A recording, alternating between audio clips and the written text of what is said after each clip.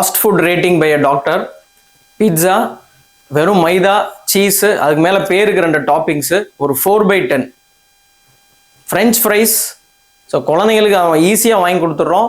அதில் அந்த ஆயிலும் சால்ட்டும் ஹெவி லோடு ஒன்லி 3/10. பர்கர் பன்னு இருக்குது, மேபி வெஜிடபிள்ஸ் இல்லை ஏதாவது ப்ரோட்டீன் சிக்கன்லாம் வச்சாங்கன்னா ஓகே, பட் 4/10.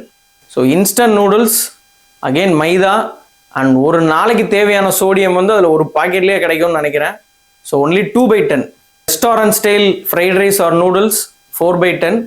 இதே இது நீங்கள் வீட்டில் செய்கிறீங்க, இந்த மில்லட்ஸு ராகியில் கூட இப்போ நூடுல்ஸ்லாம் அவைலபிளாக இருக்குது. இல்லை நிறைய காய்கறி போட்டு ஆயில் கம்மியாக வச்சு ப்ரோட்டீன்லாம் எக்கெல்லாம் ஆட் பண்ணி வீட்லேயே பண்ணிங்கன்னா I can give up to 8 to 9/10. Cool drinks வெறும் சக்கரை தண்ணி with gas I can give 1/10.